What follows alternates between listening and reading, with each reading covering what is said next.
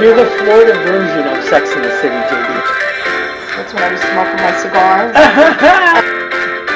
Never stop chasing your dreams. And never say never. Don't be an asshole today. Okay. All right. So we have a very special episode tonight. You have a very special friend coming on. These are the women that you talk about endlessly, that you've been friends with forever. And Yes. You finally arranged a sit down, as they say. Yes. Yes. We have waited 196 episodes to have them. We tried in the beginning. They're hard to catch, but there's a show on Sunday at the Arts Garage that's going to be focusing on their lives and how they are game changers in the LGBTQ community and for women in general, how they broke through ceilings in the workplace and in the community. Really an inspiration to all of us. Now, both of them are going to be there, Ronnie and Charlie? Yes, both. Yes. Okay, I'm going to let them in now.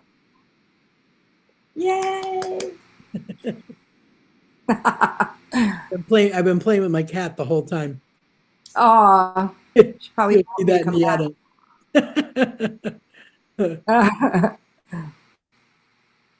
All righty. Yes. There we go. Yay! Hey. So sorry, but when there's a will, there's a way, right? I'm hot spotting from the phone, and we're good. I couldn't get it. JD, I love it when you hotspot. It's not that kind of meeting. Oh, I behave. forgot. I forgot. Okay. Raise your hand. Wait, raise your hand for Charlie. Raise your hand for Ronnie. Okay, everybody's here. And you would be. That was roll call. So JD has given me a little bit of background, Ronnie. And I want to start with you because I feel bad because I've always heard so much about you, and I've only recently met you 2 Pride Fests ago. Right? Yep. But it doesn't mean that I didn't know about you, because I knew about you. I just didn't have physically get to meet you until then. So, welcome to the show. We're so happy to have you. And I honestly, this is going to sound funny, but I kind of love when people say like a gay elder. You know what I mean? Like the title of a gay elder, because like, I don't know if they mean it as a joke or what, but I'm like, screw that, man. They got good stories. They got wisdom. That. And Denise, Ronnie is the unofficial mayor of Delray, so I'm sure you've heard of her. And I said before you girls came on, I have the Rose Garden, the book club. I said before you guys came on that we've waited 196 shows for you guys to come on and share your story. So tell me first, like, what got you to be so involved in community? Was it always something, or like later on? You know what? In a certain way, I've always been involved in community in terms of doing outreach and building kinds of things for other people. When I worked in New York, I was very involved with a not-for-profit that helped people with disabilities. And I was introduced to fundraising there, and I understood what it meant to folks who had less than, and how we could do things to help them achieve more. And it's just always inspired me. And you too, Ronnie. You too. Yeah. Charlie, I'm sorry. Yeah. Yeah, basically, I came from a very poor farm family. So I understand what poverty is about. So for me, it was, as I was growing up, the only thing that I really could give was kindness. So I learned how to do that. And then as I have gotten older, and of course, when I met Ronnie, Ronnie actually teached me about fundraising. I had always been involved in helping the community, but Yeah. I really had no experience in fundraising. So But you guys are you're visible, man. Like you're out there. Every time I talk to Oh, Jade, yeah. she's like, "I'm going here with Ronnie and Charlie. I'm going here with Ronnie and Charlie." I'm like, "Shit, man! If I do something like once every 3 months, it's a big deal." We know the joke in our neighborhood, right? If our car's in the driveway after 5 o'clock, the neighbors check on us and make sure we're okay. 'Cause we're all- Yeah, I'm not even with them all the time they're out, Denise. I can't even keep up. Like I have to I can't go everywhere, you know. That's what I mean. Training program, we'll get you trained. My God, they're putting you through our paces. So tell me like a little bit about your story. So now we know a little bit about background, but how did you come together? Was it just on, you guys had a lot in common or nothing in common? Well, a little of both. Here, yeah, I would say. we met 30 years ago in Fire Island. I was with somebody else, as was Charlotte. And I was going through a situation there where I wasn't allowed to work because I was going through a lawsuit. So I was not permitted to work. So I had to spend a lot of time on Fire Island. And Charlotte and I became very, very good, tight friends. And she got me to join the fire department. And she was the assistant chief. So she put me through probation. Roby. And trained me. And it's like for 10 years, we were the best of friends, but never figured it out for a long time. Wow. Talk about slow learners, Yeah, what happened? A light bulb went off there? Yeah, it kind of did. I know. It kind of exploded. I wouldn't say it actually went off. It exploded. Well, what I did remember is I was with somebody and she was still working. So she'd come out on the weekends and I couldn't wait to get her back on the boat so I could go hang out with Charlotte and as friends. Yeah. And then how about the stories I heard that you would cook dinner for Charlie's dates and then split before the date got there, right? Did that happen too? That's a very good friend. My partner and I had broken up, and I was out the beach by myself at the beach house. And when she and I broke up, I had said I will never be in a monogamous relationship again. We were together 13 years, and I was brokenhearted. Oh, I said, okay, this is it. I'm just going to play the field. I'm going to do what I do, and that's that. So, and I was doing that. So and being in Cherry Grove, it's really expensive to eat out every night because it's an island and everything comes in from New York. So right. I would go shopping and bring what my guest was going to have for dinner or breakfast, whatever. And then I get back to the house and I say, oh shit, I don't know how to cook this. Because I was 58 at the time, and I had never been responsible for feeding myself. My aunts, my grandmother, my mother, or my partners always did the cooking. So now at 58, everybody's gone but me. And I'm saying, wow. So I said, oh, I have Ronnie. So I called Ronnie. I called my best friend. Come over and cook usually prior to my date getting off the boat. And then she would go home. And then. Well, then what happened is I started staying longer. Oh, were you like vetting the dates? You were just this is the bizarre part. I mean, I was a psychologist then. That's what I was doing. You would have thought I would have gotten it, right? Yeah. Totally over my head. And I found myself just spending more and more time and not wanting to leave, and just saying, wow, this is kind of fun. Do you mind if I stay? And of course, I'd say not past 8. Still sticking to that rule. You were playing the field. That's funny. That's fantastic. So speaking of that, you mentioned the fire department. Like I know, having known you for all these years, that both of you have broken through barriers for not only the LGBTQ community, but also for women in general, in the workplace, in the community.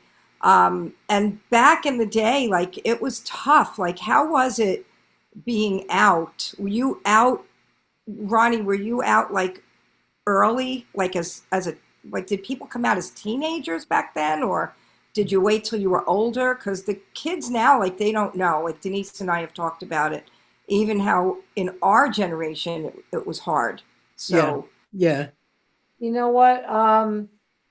This is probably gonna be hard to believe, but I was always a tomboy. wow, You know, shocking. Yeah. Yeah. shocking, right? I was always an athlete, so you'd think I would have had more of a hint. I'll tell you a very funny story. When I was maybe 10 years old, I was doing all sorts of sports, and my parents were, I guess, concerned about which direction I was taking. So they made sure that they funneled me into tennis, right? And they brought me to a wonderful club. And I was talking about this lovely lesbian who took me under her wings and said, "This kid's got talent, walk this way." That's But no, I did not come out until I was in my 20s.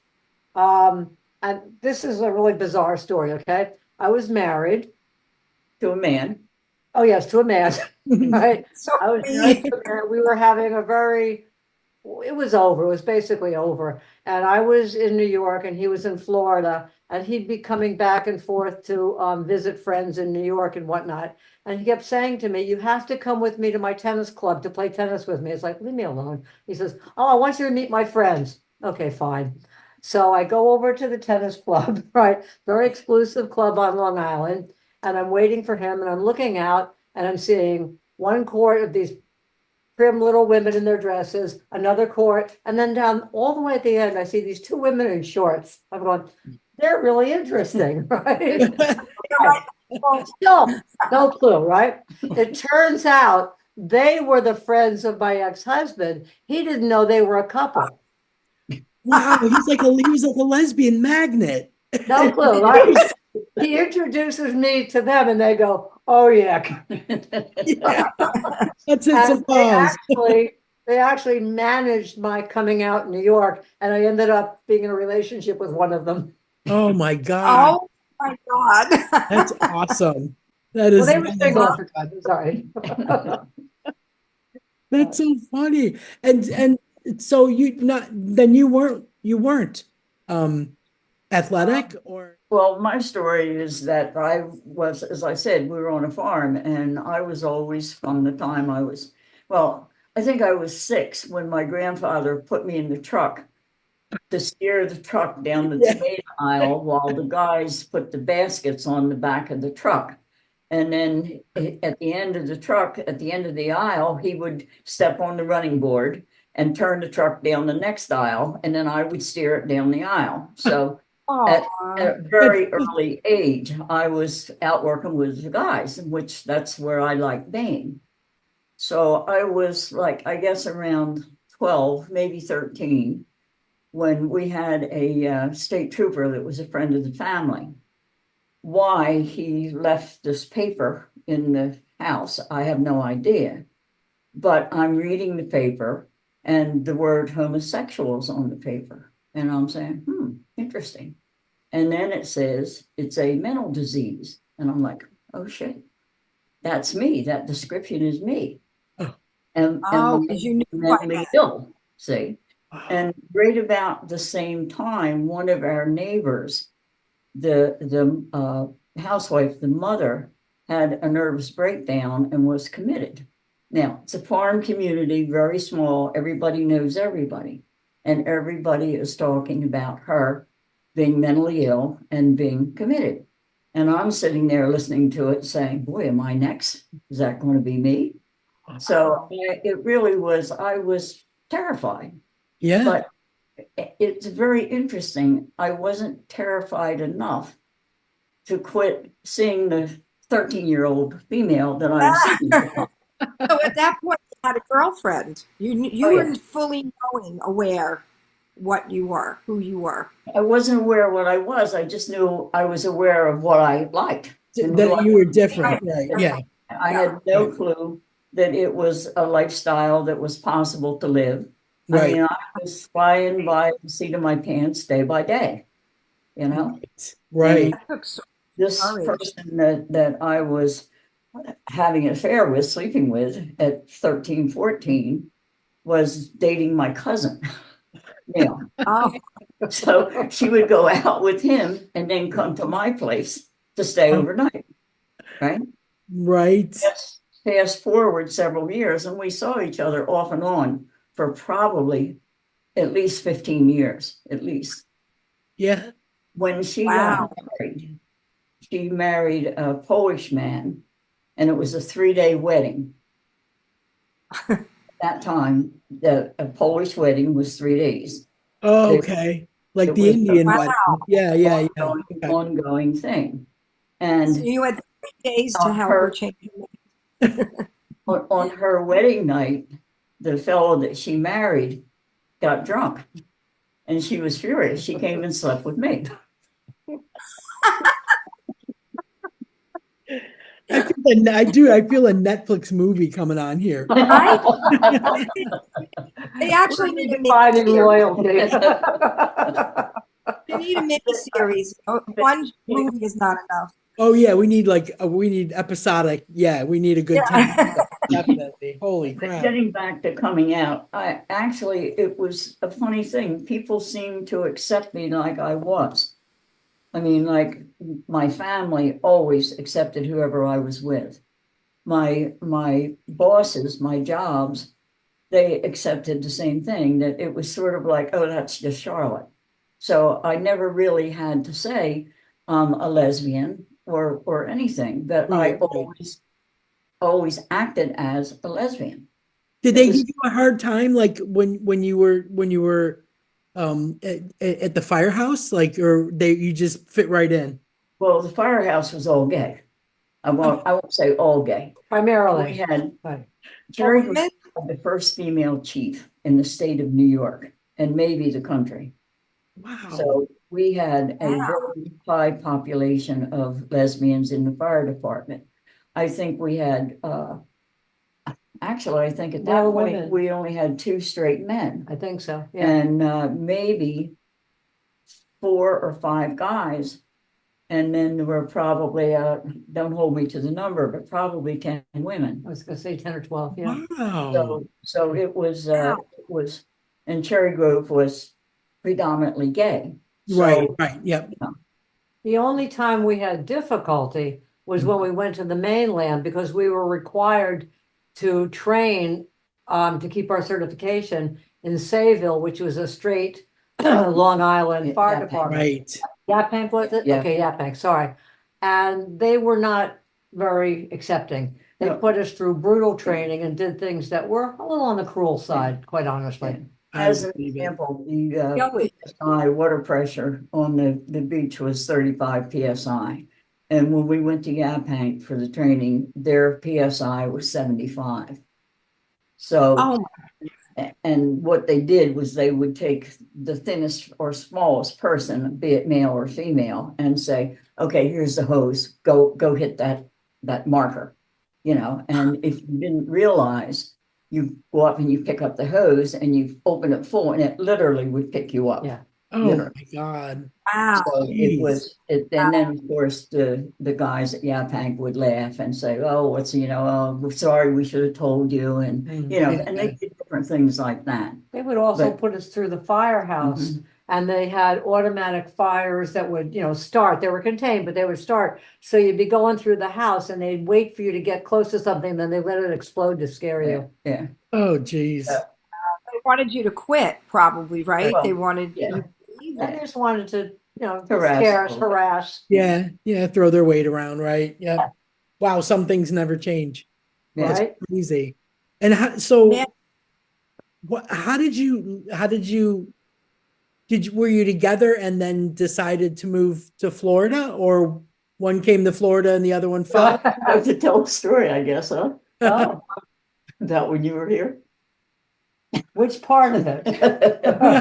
Part where we were all, Ronnie- okay. go Ronnie ahead. had come down. I was living in Boca. Boca, and Ronnie had come down to visit. And we were, I had a 1 bedroom apartment, and it was real hippie. I had the mattress on the floor and a ladder with candles on it. And, it was really that kind of an apartment. That does sound like a Brady house. Yeah, the hippie.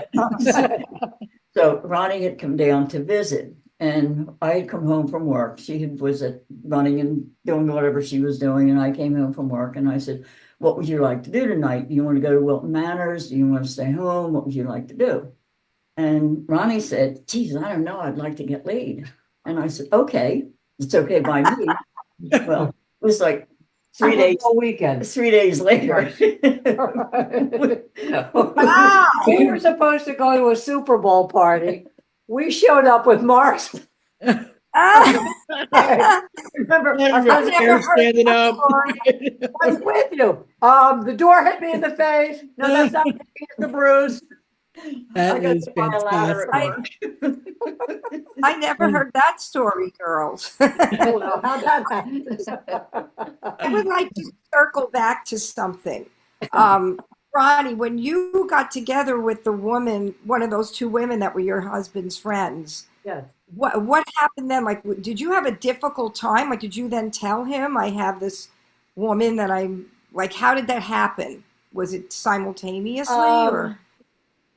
It was difficult because we had a child together. We had a son who at that point was about 5 years old. And when I told him why I was not going to come back to Florida and live with him anymore, why he could not come up to New York and stay with me, he went bananas. He did everything he could to ruin my relationship with his son. He tried to do everything he could to keep me. This is funny. He actually thought that because we were getting divorced, I was going to go after his money. This was a man who was, in good shape. And this is how little he knew me. What I did, I said, "The hell with you, I don't want a penny." He had already gone and made himself judgment proof, spent all this money with the lawyers and the attorneys and blah, blah, blah, locking up his funds. I didn't want a penny. I wanted to go out and make it on my own. Yeah. So I pretty much, got into tennis in New York and did some pretty amazing things there. But just to go back to what you were asking, in terms of coming out in New York, because of the way I was actually embraced by these two women, they still, remain good friends of mine, even though I was in a relationship with one of them. They managed my coming out. So they brought me into New York. They introduced me to the bars. They introduced me to, all the gay functions in New York. Bellin. Huh? Bellin.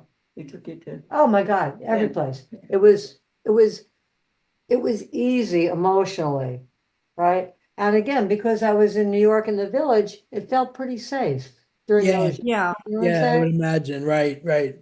Somewhat. I mean, there was always the occasional threat. I mean, obviously Stonewall happened during those years, but Right. it was Yeah. mostly men who were threatened more than we were, I think. Don't you? Well, Philadelphia was pretty Well, in rough. Philadelphia, yeah. I used to go at too young to be there, but 17, 18 into the bars in Philadelphia. And it was tough getting from the car to the bar because in the city, everybody knew it was a gay bar and they knew it was a lesbian bar. So the people that wanted to harass you would hang out to wait You'd know where to go. lesbians, Right. Yeah. Yeah, and then they would harass, but it was primarily verbal harassment. There was only one time that there was a physical altercation, and that was pretty scary. And it so happened that one of the gay guys that was headed to his bar, who happened to be pretty strong. I mean, he didn't, he wasn't like a shrinking violet or anything. He Right. happened to come down the street. I didn't even know him, and he stepped in, and we were just lucky. Wow. Yeah. And that is my lucky. partner was a school teacher, so she was always terrified that someone would see her and then she would lose Recognize the her. job. Yeah. So it was. And It's like you gotta like take a minute, like and look back and say, how did we do it? You know what I mean? Like, how did we do it with no job protection, no one looking out, no rights to any, I mean, especially with divorces and harassment and, I mean, there was nothing in our favor whatsoever, Well, not even as a woman, because when I wanted to rent my first apartment, I couldn't rent it without a male signature. Right. I Right. did not It's have all a about credit like you card. couldn't get a line of credit, you couldn't have property. Back then. Exactly. Nothing. And it was difficult to find a landlord that would rent to you as a woman. Wow. What year was that around? That was like the late 50s, early 60s. Yeah. Yeah. It was, it was difficult. But back to the bar, I was one night in the bar when it was raided. Now, in Philadelphia, if you had 2 articles of clothing on that was not of your gender, you were automatically sent to a mental facility, not just arrested. Oh my God. So the thing of it is that now what 2 articles did they consider? Well, if you had on dark socks and a pair of zipper front slacks, they were considered male articles of clothing. Oh my God. Wow. So, and one night we were there, and normally we would know when there'd be a raid because the owner would pay the police off, and somebody would come and say, "And don't be busy tonight because they're raiding again." And they did that about, I don't know, every 3 or 4 months they would raid the gay bars. And Wow. one night we were there, and it was just by the grace of God that the bathroom had a window in it, and it was on the second floor. Oh my God. Window in the bathroom was in a store, went to a storage unit. And my partner and I were in the bathroom, and we heard the cops coming up the steps, and we went out the window into the storage room, which had a back stairs that went down to the alley. Oh my God. So Wow. that's how, and as I said, she was a school teacher, and she was terrified had I she was been. gonna say, what a fright. Yeah. Wow. So I it- heard that about the raids, but I thought that was like in the 20s, like way Oh. before the no, and 60s. in the 50s, and really right on into, I think probably, well, Stonewall. What year was Stonewall? 69, 69, yeah. Yeah. And even I think once Stonewall hit in Philadelphia, the raids slacked off, but they still did have them for a while. Yeah. It wasn't really until I think the Equal Rights Amendment was passed, and I think that was in the 70s, Yeah. that it Wow. kind of backed off.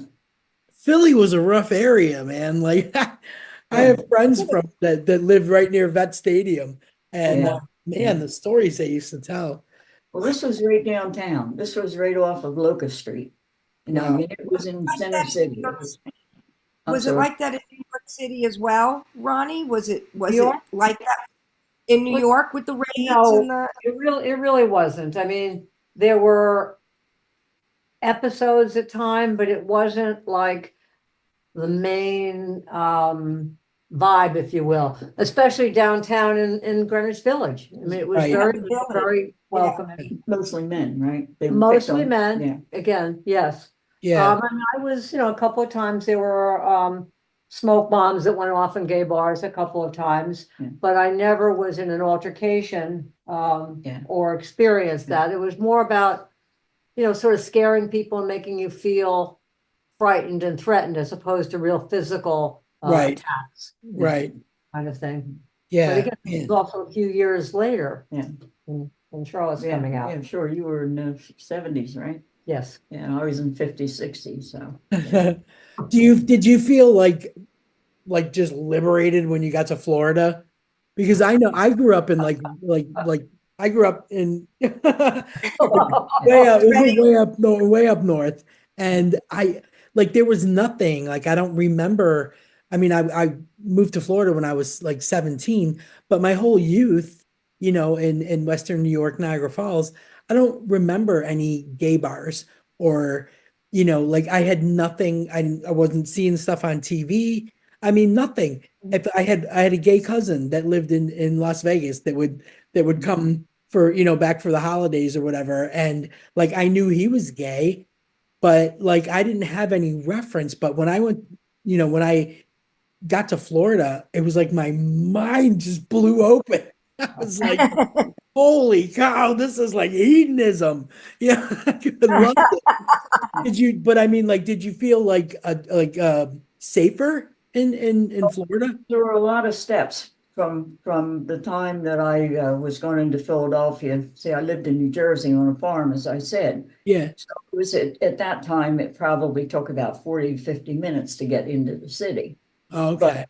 But when before I came to Florida, I had been in California, and I was always, always, always marching for something. Really? Wow. Probably it was the right to vote. It was the right for Black people to vote.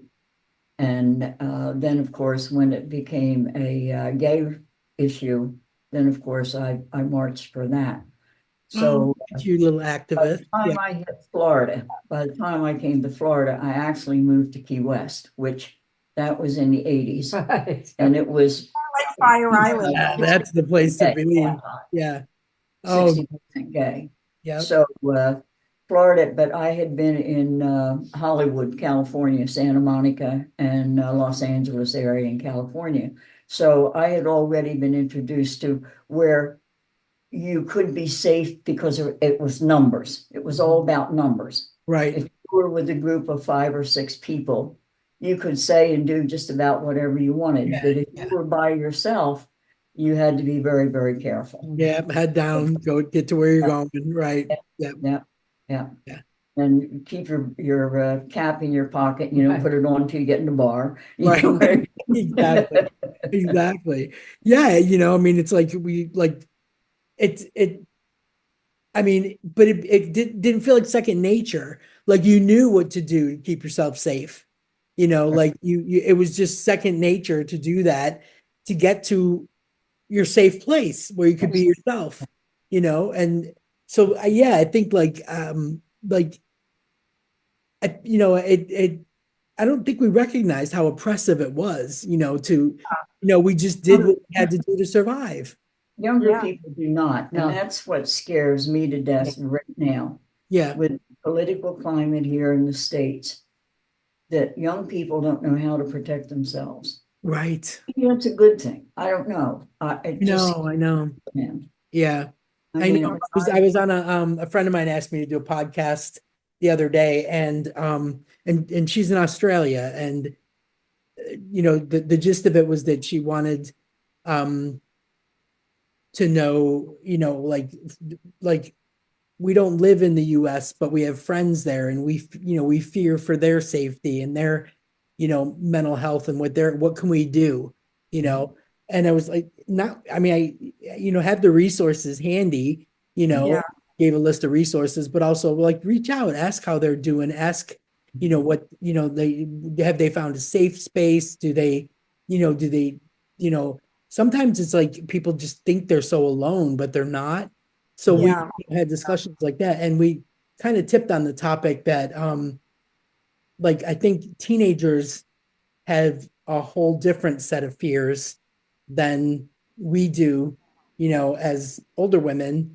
Maybe we're more, because we understand, whereas they don't. So they're just like, where are we going to hang out? Are we still going to Right. pride? It's like, I'm not worried about their job security, their relationships, their Right. health care, none of that kind of stuff. Whereas we are, our concerns are just different. So we were talking about that. It Yeah. is interesting. Yeah. I listened to the podcast you were on. It was good.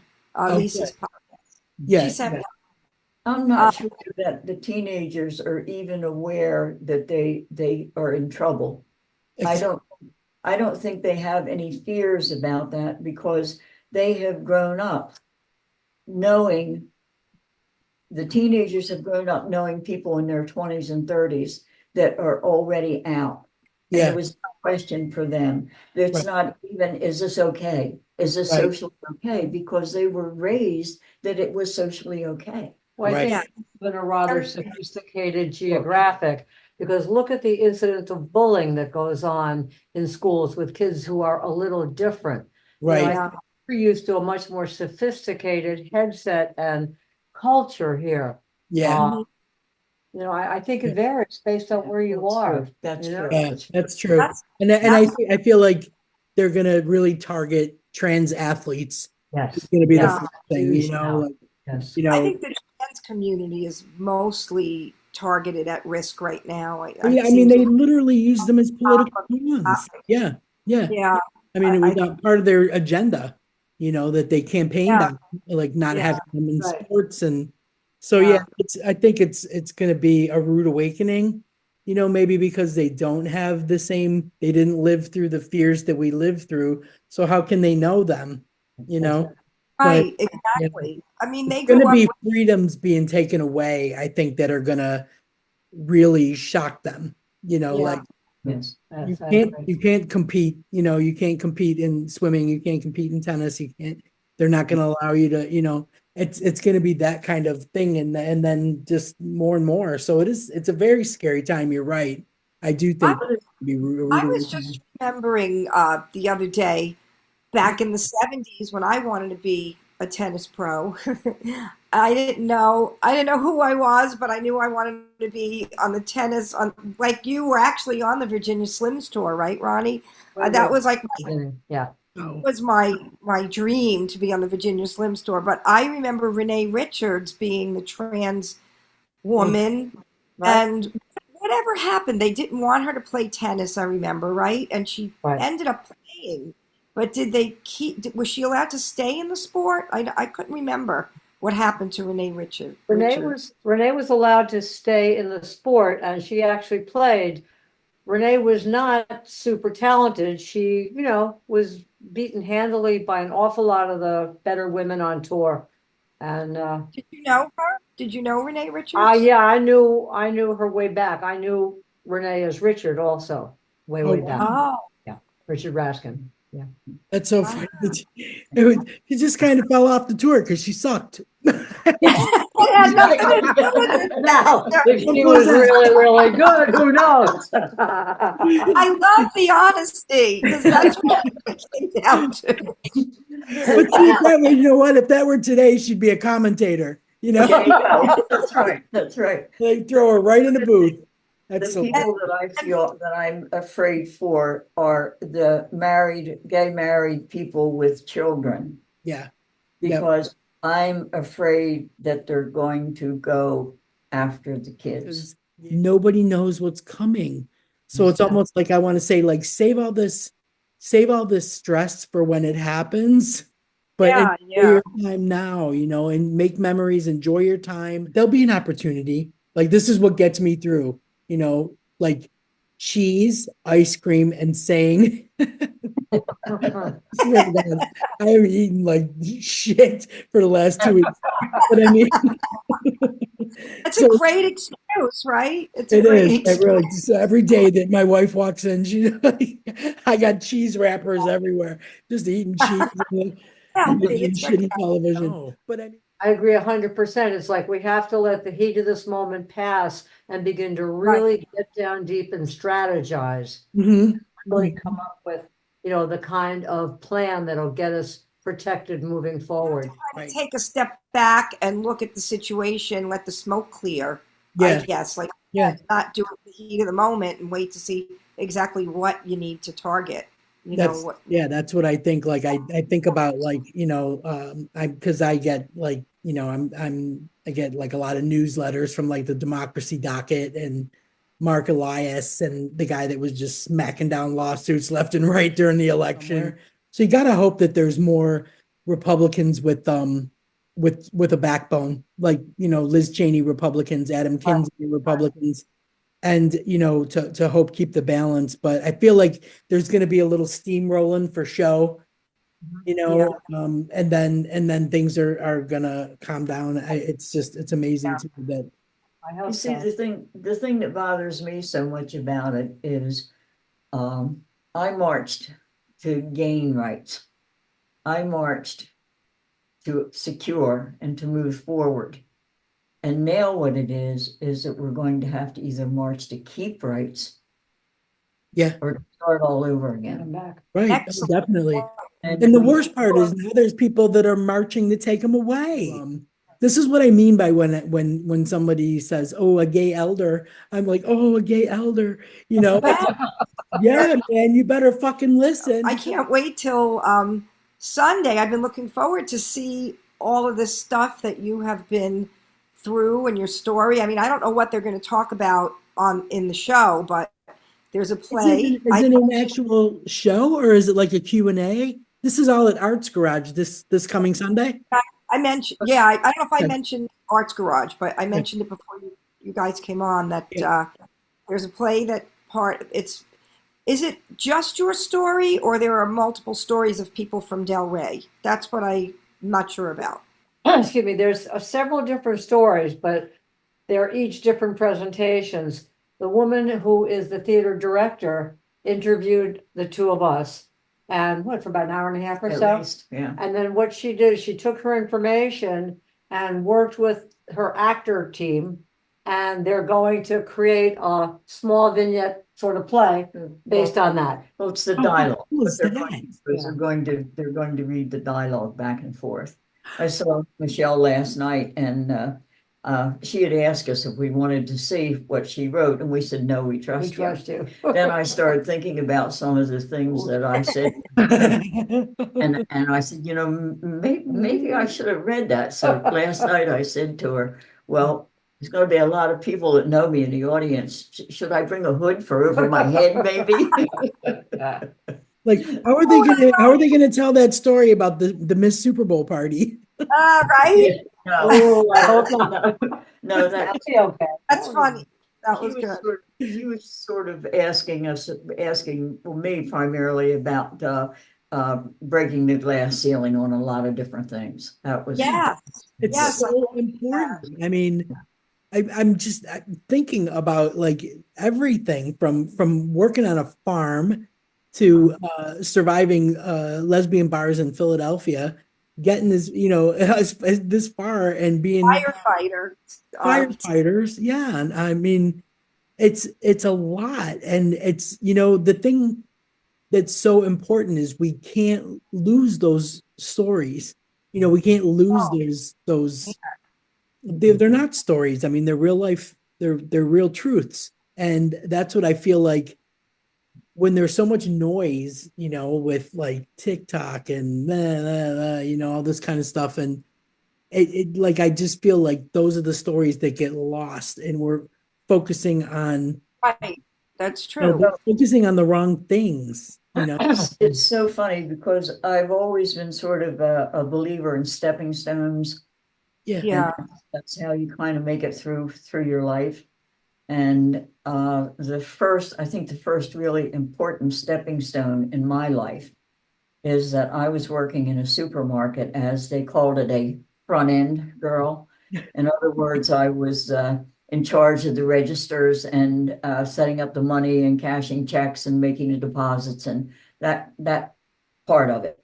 However, the store that I was in, they were always calling on me to train the young men to be a grocery manager or a produce manager, or at that time we had what they called the drug department, and no, it wasn't cocaine. It was acid,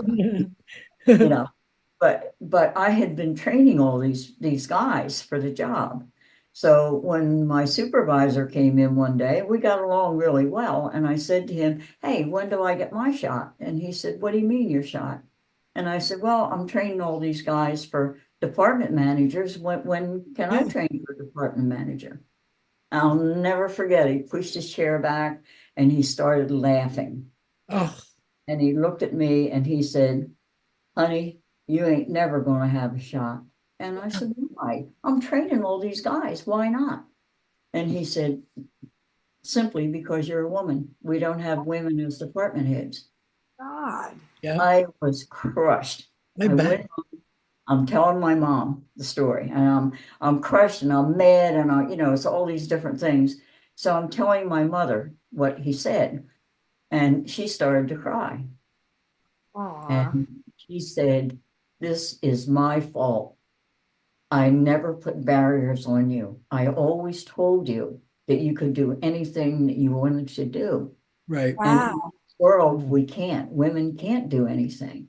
And I'm like, "That's bullshit. We'll see about Look that." out. I said, "We'll see There's about the that. bad That's ass. Yeah. not, it's Oh, not fair. It's not right. It's bullshit. It's just plain ordinary bullshit, you know."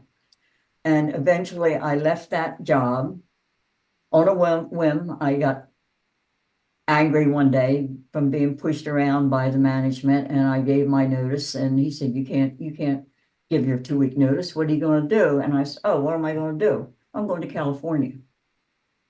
And I did.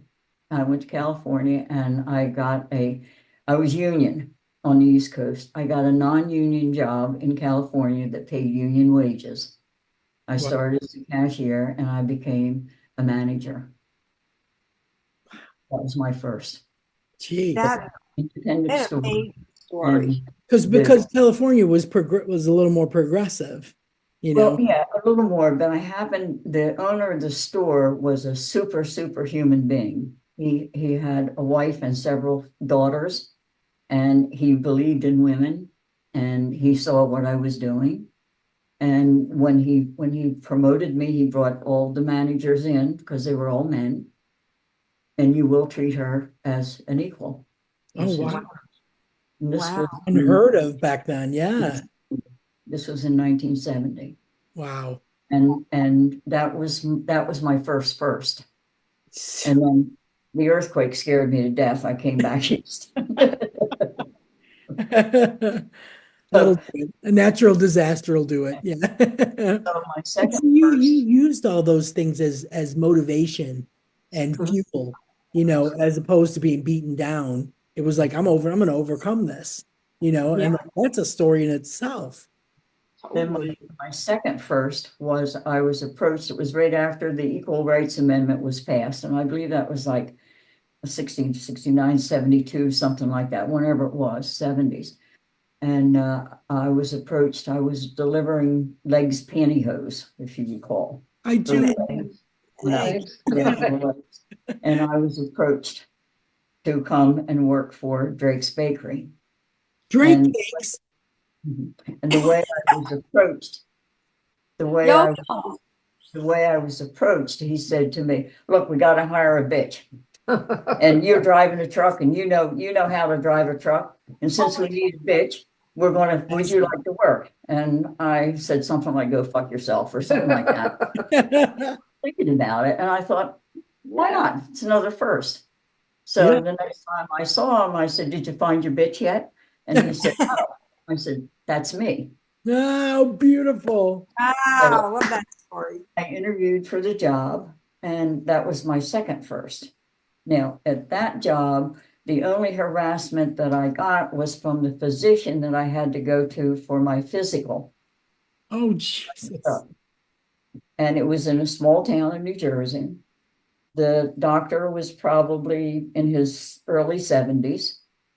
I walked in and I said, "I need to have a physical for Drake's Bakery."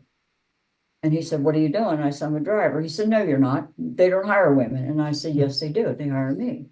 And he grabbed my paperwork and he said, "Okay, come on in this room." And as we're walking, he said, "You want a man's job? I'm going to treat you like a man. Take your clothes off." Oh, And I said, Wow. "Okay."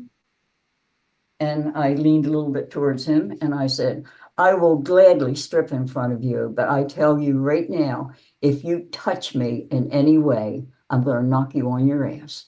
nice. He said, "Never mind," and he signed the paperwork. You're good. Out you go. That was my second first. And my third Wow. first was Entenmann's Bakery. Drake's Bakery, by the way, when I drove for them, the male drivers did nothing but support me. They were super human beings. I believe that. They You want wanted to hear something that, like, JD, remember when we had my friend Debbie from Bianca's Kids on? Yes, yes. Her husband Mike is a driver for for Tasty Really? Tasty Cakes was part of, right? So, Okay, no, Tasty Cakes was a separate, that was a Philadelphia cake company. oh, okay. I was Drix thinking of the wrong place. Okay. Jersey company, yeah. Right. Okay.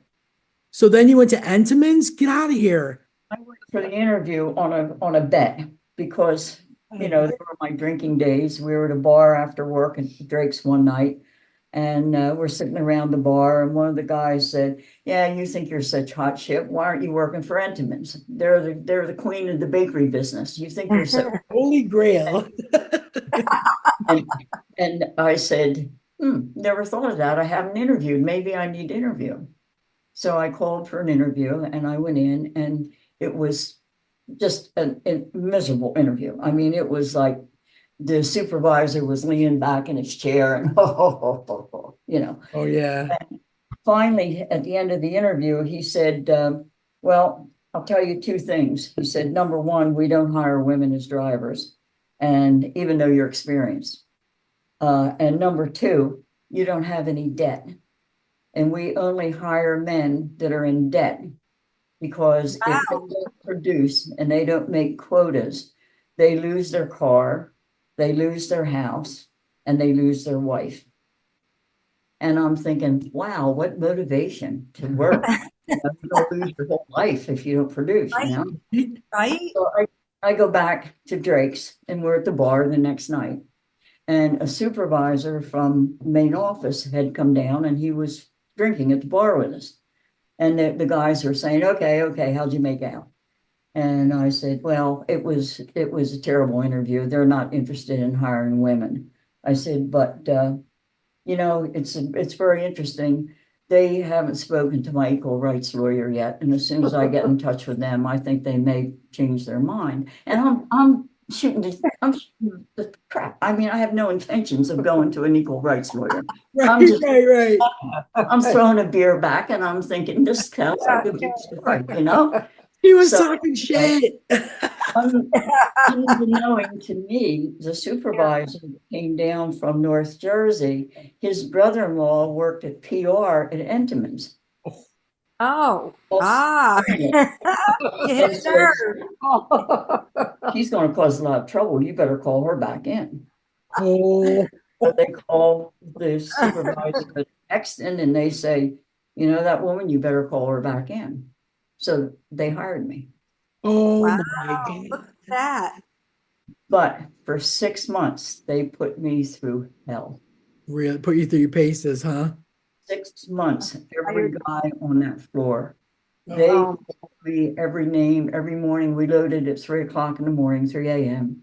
I would back my truck up, open my doors, and the slut's here this morning. Oh, I wonder jeez. what the bitch is going to do today, just on and on and on. And I just kept doing my job, Supervisor, I would be in my truck. He would get in the back of the truck, and he'd get all handsy. I go out the side door, and he would stand at the side door and laugh and say, "I'm going to nail you one morning. One morning, you're not going to get away." Oh, Oh, God. The more they did that, the more I was determined that I was going to stay. I was going to be there. Yeah.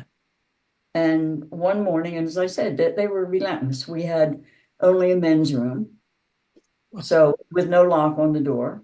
Oh, So God. every time I would go to the bathroom, or they think I would go to the bathroom, somebody would come and walk in while I was in the bathroom. I mean, they would load the truck in their underwear. They'd take their uniforms off, because in the summertime when it was hot, and just load in their shirts and underwear, Oh, God. and parade back and forth, always talking, screaming about their sexual activities. oh my God. Gross. One guy was always talking about how many blowjobs he got in a day. People And- do anything for Entenmann's. It just on and on and on, I mean, it was just, it just was nonstop. One day I was hungover, I come in, I don't want to be there, they're carrying on. He hollers out something about a blowjob, and I stepped out of the back of my truck and I screamed as loud as I could. If that thing has been in as many mouths as you say it's been in, it thinks it's a fucking toothbrush. And got back. Oh my And that God. That broke it. He came over. He said, "Can I help you?" I said, "No, get away from me." But from that day on, all the guys came around. I was Ah, Good. later on, I was promoted as the first female supervisor. Right? wow. You broke through. I had a team of, I don't remember if it was 16 or 36. It was a bunch of guys. But I decided I wasn't going to run my team by fear. Right. I Right. was going to run my team by bribery. Ah, So what I did was Right. people, the person that had made his quota, the person who sold the most cake for the month over above his quota, I would take him and his wife out to dinner. Oh, Aw. that's sweet. I was gonna say I thought you would have the other guy give him a blowjob. Yeah, there you go. Never thought of that. That could have worked. I love that story. Anyway, These are like I said, fantastic. stepping stones, because of my being turned down and my mother's reaction to it, Yeah. and going to California and having a positive experience there, and then coming back and having a positive experience at Drake's, and then moving to Entenmann's and having, it was really a positive experience. The 6 months was hell. Right. But Yeah. I always looked at it as an initiation. And, Yeah. you know, in all fairness, the men were terrified, Mm. because they were afraid that they would lose their homes, you know, their kids, Ah, Sure. because they needed to make money, you know. Right. yeah. Right. But the difference in pay, that's the other thing that's so outstanding. Legs pantyhose, I was taking home every 2 weeks, take home pay, about, I don't know, $250. Mm. My first week at Drake's, I took home $650. Wow. See? Entenmann's, I took home $1,850. See? Those are So, stepping stones. Yeah. Yeah.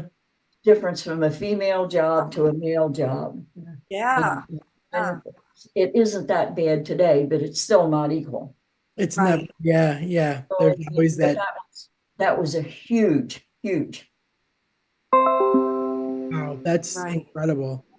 And when Honestly. you're living on $250 every 2 weeks, and then you take home that kind of money, I'm banking money. I'm throwing money, you know. Yeah, man. Yeah. Had all those dates to go on. You had all those dates to pay for because you were playing the field, Yeah. right? Yeah. I mean, dating is expensive. And then you know that. She had to save up for me. I'm high maintenance. I think that. That's right. You were waiting for the tennis pro to come along. Stick with And me. even I'll show you the finer things. Exactly. and even now, like you guys, like I'm so impressed with your philanthropic work in the community. When it was Charlie's birthday, this past birthday that she had, they did a fundraiser party. Like it was kind of like a concert slash party, right? At You were- Finnegan's. Right. Yeah. And they raise money for an organization that that has helps the homeless with showers and laundry. Am I Oh, saying yeah. that right? Love that idea. There are, but, But um, you know how that began, don't you? We were at the No. Arts Garage one night. Okay, we're at the Arts Garage, and there's a one-woman play called Walk a Mile in My Shoes. And it was her story of her journey of being homeless. Okay. After the play, a guy that I know from the Kiwanis Club and different things got up to speak, and another woman who is the head of the Delray Beach Police Department that works with the section that works with homeless people. And they were talking about the situation in Delray and how I didn't know it was as dire as they explained it. And Sean and I looked at each other, and this one says, "You know what? It's my birthday. We're not having a party. For me, we're going to do a fundraiser for them." Oh, I wow. love that you did that. And I that's really, when we were able to get JD and several other people who were generous as well Yeah. to donate their time as professionals, as musicians, and help us.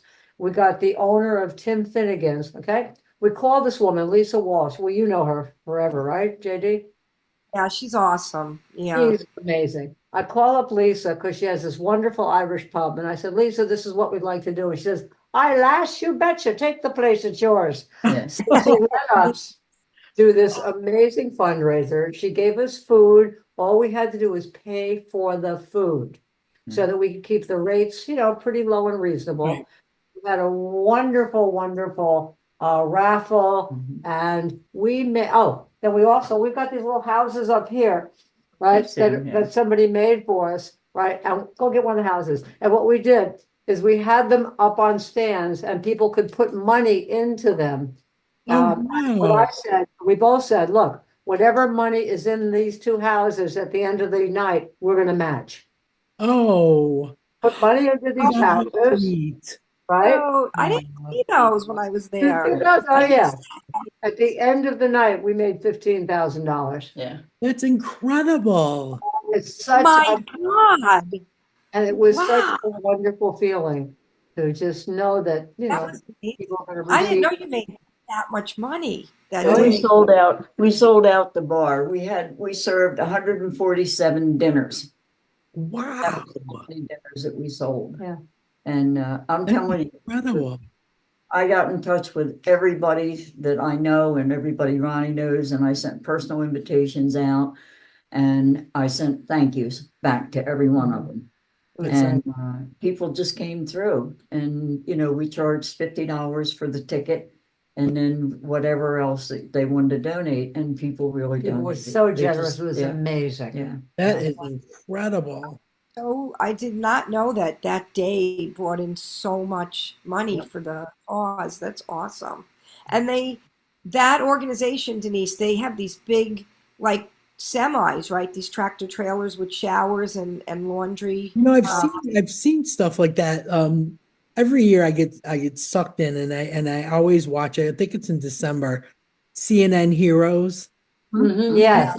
right? Yeah. And they had the lady that had like partnered with Tide, and they Yeah. had little mobile washing machines and dryers, and were doing homeless people's clothes. And then all my friends, I don't know why or what weird connection, but I know a lot of hairdressers, and they do the same thing. They do like a day where they do, haircuts, and Right. and then my other friends do the clothing donations and all Right. that. I mean, it's not easy to organize, but when you do, and you see these stories and how it can change their lives, it's really an incredible thing to do. Like, kudos to you guys for pulling it off, because it's not easy, especially now. It's not easy to get people to donate for anything, but let alone something dire as homelessness, so it's a amazing cause, any little thing that you can do, but that's huge.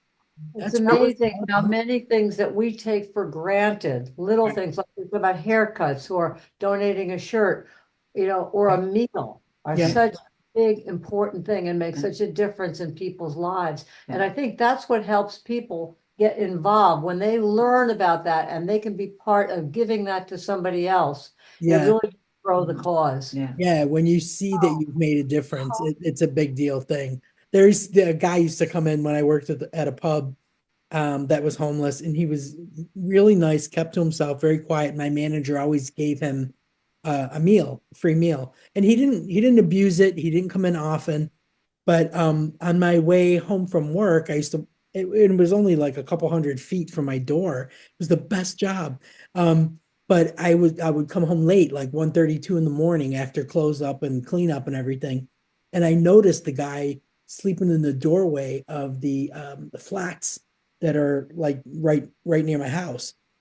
And like the next day, I was like rummaging through my closet and finding boots and sweaters and this huge bag, and I ran it over, and he was still sleeping, and I just left it there, and because I don't think I think sometimes it makes them uncomfortable, Yes. because Yeah. I had like another person in the bar tell me, "Oh my God, I tried to buy that guy a cup of coffee one day, and he smacked it out of my hands and told me to go away."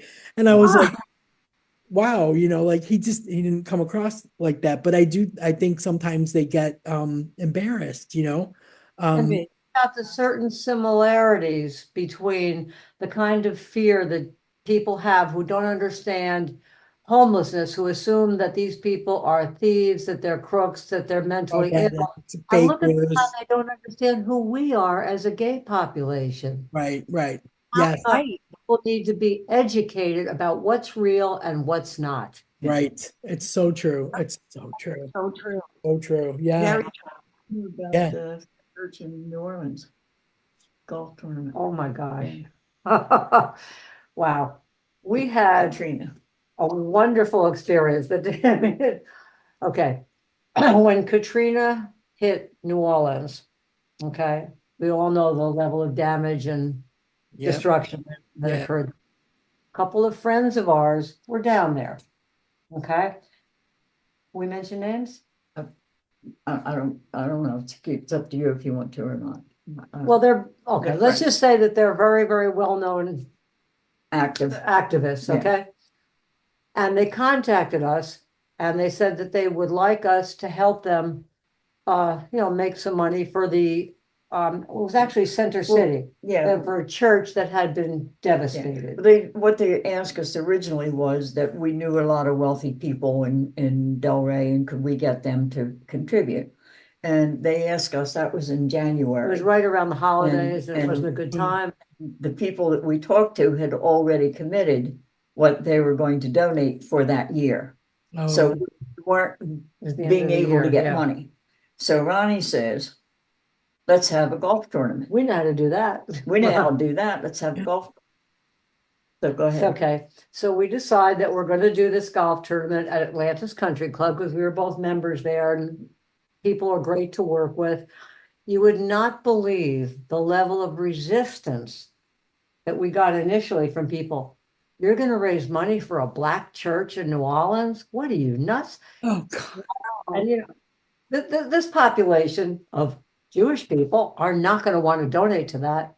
I said, okay, we need a challenge. Watch this. Right. They can know who they're talking to. I mean, really, okay? We started out with a relatively small, kind of goal. We ended up getting major companies to donate food. People donated liquor. People donated amazing things. This tournament took off and it was so big, we had to do it in 2 days. Oh my God. Look at that. Sold out.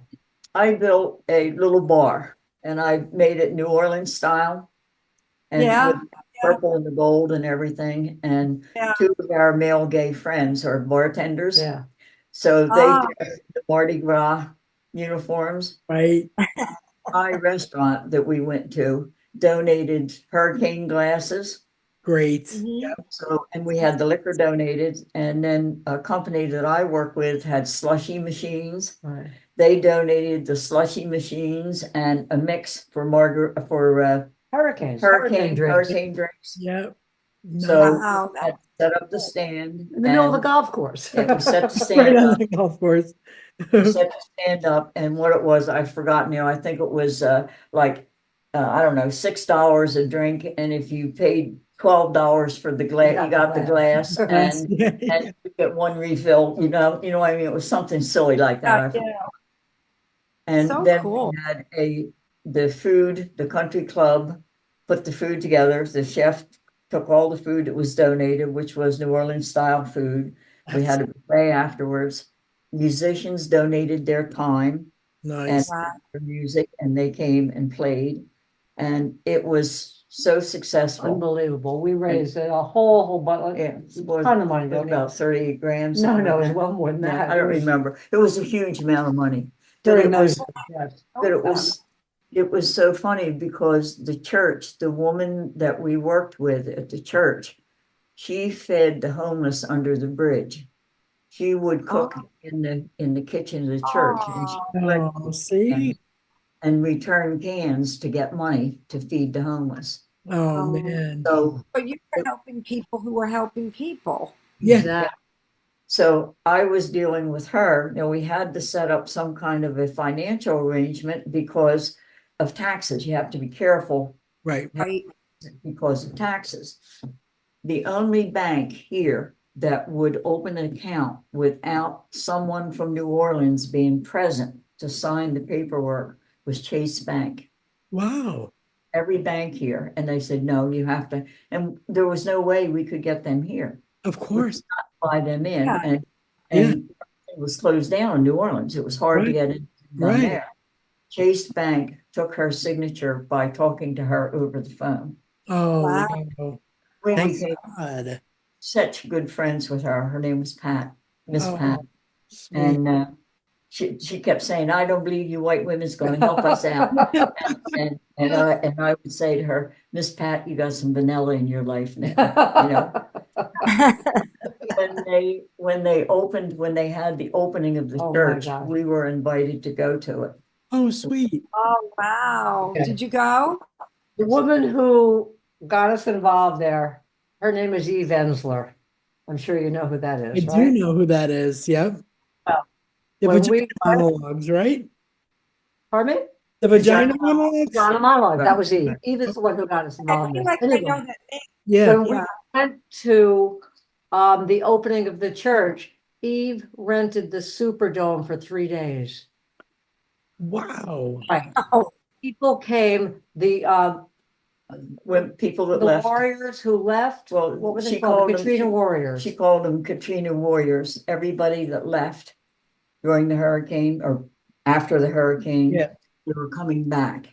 And Oh, they had a bus to the Superdome.